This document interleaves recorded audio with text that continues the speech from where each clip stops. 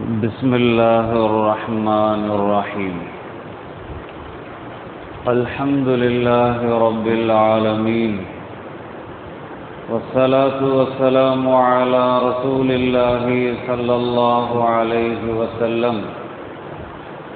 எல்லா புகழும் அல்லாஹ் ஒருவனுக்கே உரித்தாகுக.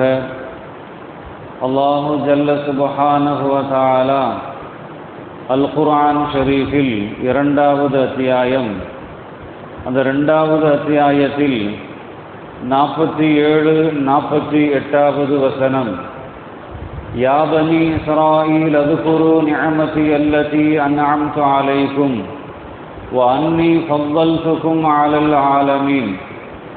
இஸ்ராயீலின் மக்களே, உங்களுக்கு நான் அருளியிருந்த எனது அருள் கொடைகளையும் நிச்சயமாக அனைத்துலக மக்களை விட உங்களை நான் மேன்மைப்படுத்தி இருந்ததையும் நீங்கள் நினைவு கூறுங்கள். வத்தகு யௌமன் லா தஜ்ஸி நஃப்ஸுன் அன் நஃப்ஸின் ஷைஆ வலா யுக்பலு மின்ஹா ஷஃபாஅத்துன் வலா யூஹது மின்ஹா அத்லுன் வலா ஹும் யுன்ஸரூன். இன்னும் வரப்போகும் ஒரு நாளை பயப்படுங்கள், அஞ்சுங்கள். அந்த நாளில் ஒருவர் மற்றவருக்கு எந்த பயனையும் அளிக்க முடியாது. இன்னும் எவரிடமிருந்தும் எவ்வித பரிந்துரையும் ஏற்றுக்கொள்ளப்பட மாட்டாது. எந்த ஈடும் வாங்கப்பட மாட்டாது. அவர்கள் உதவி செய்யப்படவும் மாட்டார்கள் என்று அல்லாஹ் சொல்லுகிறான். முதல்ல இஸ்ரவேலர்களின் மேன்மை எந்த விஷயம் என்பதை நாம் பார்க்க வேண்டும். ஏற்கனவே இதை பற்றி நிறைய படித்து இருக்கிறோம். இந்த இடத்தில் அனைத்துலக மக்களை விட இஸ்ரவேலர்களை தான் மேன்மைப்படுத்தி இருப்பதாக இங்கே இறைவன் சொல்லுகிறான். இவ்வாறு மற்ற சமூகங்களை விட இஸ்ரவேலர்கள் சிறப்புற்றிருந்தது அரசியலில், வணிகத்தில், நாகரிக முதலான துறைகளில் அல்ல. அரசியலிலோ அல்லது வணிகம் வியாபாரங்களிலோ அல்லது நாகரிகங்களிலோ அல்ல. ஏனென்றால் அந்த காலத்திலேயே இந்தியர்கள், எகிப்தியர்கள், சுல்தானியர்கள் முதலான சமூக மக்கள் இந்த துறைகளில் இஸ்ரேலர்களை விட மிகவும் சிறப்புற்று விளங்கினார்கள் என்று நமக்கு வரலாறு சொல்லித் தருகிறது. அப்ப எந்த துறையில்?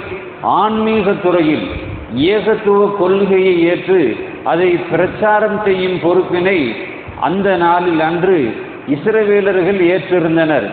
மேலும் நபித்துவம் என்னும் மகத்துவமிக்க பதவி இஸ்ரவேலர்களுக்கு, இஸ்ரவேலர்களுடைய இனத்துக்கு மட்டுமே கிடைத்து வந்தது, ஒரு சில நபிமார்களை தவிர.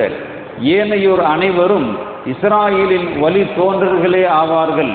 நபிமார்களுடைய எண்ணிக்கையை நாம் பார்க்கின்ற பொழுது இப்ராஹிம் அலைஹிஸ்ஸலாத்து வஸ்ஸலாம் அவர்களுடைய பிள்ளைகள் இஸ்மாயில், இஸ்ஹாக். இந்த இஸ்ஹாக் அலைஹிஸ்ஸலாத்து வஸ்ஸலாம் அவர்களுடைய மகன் யாக்கூப் அலைஹிஸ்ஸலாத்து வஸ்ஸலாம். அப்ப இந்த வழித்தோன்றர்களில் வந்த இந்த இஸ்ரேலர்கள் இருக்கிறார்கள் அல்லவா, இவர்கள் நபிமார்களில் அதிகமானவர்களாக இருந்தார்கள் என்பதைத்தான் அல்லாஹ் ஜல்ல சுப்ஹானஹு வ தஆலா இந்த இடத்திலே சொல்லித் தருகிறான். வேறு எந்த இனத்தவருக்கும் கிடைக்காத சிறப்பு இஸ்ரவேலர்களுக்கு கிடைத்திருந்தது என்பதை நினைவுபடுத்துவதே இந்த வசனத்தின் நோக்கமாகும் என்பதை இங்கே நாம் விளங்கிக் கொள்ள வேண்டும். அப்ப அடுத்த வசனத்தில் அல்லாஹ் சொல்லுகின்ற பொழுது, இன்னும் வரப்போகும் ஒரு நாளை பயப்படுங்கள், அஞ்சிக் கொள்ளுங்கள். அந்த நாளில் ஒருவர் மற்றவருக்கு எந்த பயனையும் அளிக்க முடியாது என்று அல்லாஹ் சொல்லுகிறான். அவர் இஸ்ரவேலர்களை விழித்து அவர்களுக்கு தான் செய்த உதவிகளை நினைவுபடுத்தி வருவதற்கிடையில் மறுமை நாளின் நிலைகளை இங்கே இறைவன் எடுத்துரைக்கிறான். மறுமை நாளில் ஒருவர் மற்றவருக்கு எந்த உதவியும் செய்ய முடியாது. அதுதான் முடிவில்லாத ஒரு நாள். அல்லாஹ்விடம் பரிந்துரை செய்து ஒருவரை நரகத்திலிருந்து காப்பாற்றவோ தண்டனையை குறைக்கவோ முடியுமா என்றால் நிச்சயமாக முடியாத காரியம்.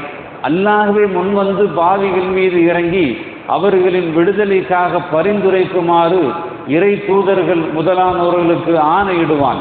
அல்லாஹ்வின் அனுமதியின்றி அவனிடம் பரிந்து பேசுபவர்கள் யாரும் இருக்க மாட்டார்கள் என அல் குர்ஆன் ஷரீஃபில் 2வது அத்தியாயம் 255வது வசனத்திலேயும் அல்லாஹ் ஞாபகம் ஊட்டுகிறான். அப்ப அல்லாஹ்வுடைய அனுமதி இல்லாமல் யாரும் எதுவும் அங்கே செய்ய முடியாது என்பதை அல்லாஹ் ஜல்ல சுப்ஹானஹு தஆலா இங்கே தெளிவாக நமக்கு சொல்லித் தருகிறான். மேலும் அல்லாஹ் சொல்லுகின்ற பொழுது, அந்த நாளில் பொருள்கள் எதனையும் ஈடாக கொடுத்து தண்டனையிலிருந்து எவரும் தப்பிக்கவும் முடியாது, பணத்தை கொண்டு எதையும் சாதித்து விடலாம் என்ற நிலை அங்கு கிடையாது. அங்கு எவருக்கும் உடைமைகள் இருக்க போவதில்லை என்பதுடன் அல்லாஹ்வுக்கு எதுவும் தேவையில்லை என்பதும் இங்கே கவனிக்கத்தக்கது என்பதை அல்லாஹ் ஜல்ல சுப்ஹானஹு தஆலா இங்கே தெளிவாக நமக்கு சொல்லித் தருகிறான். சுருக்கமாக உங்களுக்கு கொடுத்த நிஅமத்துகளை நீங்கள் நினைவு கூற வேண்டும். அடுத்து அல்லாஹ்வை பயந்து கொள்ள வேண்டும். ஒரு நாள் ஒன்று வரும், மறுமை நாள். அந்த நாளில் நீங்கள் அல்லாஹ்விடமிருந்து தப்பிக்கவே முடியாது. எதை கொடுத்தும் ஈடாக கொடுத்தும் அங்கே எதுவும் செய்ய முடியாது. நீங்கள் செய்த அமல்கள், நீங்கள் செய்த இந்த செயல்பாடுகள் அது மட்டுமே உங்களை காப்பாற்றும். எனவே மறுமை நாளை நீங்கள் அஞ்சிக் கொள்ளுங்கள் என்பதை அல்லாஹ் ஜல்ல சுப்ஹானஹு தஆலா இங்கே தெளிவாக நமக்கு சொல்லித் தருகிறான். வல்லோன் அல்லாஹ்வுக்கு மட்டுமே கட்டுப்பட்டு நடக்கக்கூடிய அந்த நன்மக்களாக நம் அனைவர்களையும் ஆக்கி அருள் புரிவானாக. வாஹிரு தஅவானா அல்ஹம்துலில்லாஹி ரப்பில் ஆலமீன். அஸ்ஸலாமு அலைக்கும் வரஹ்மத்துல்லாஹி வபரகாத்துஹு.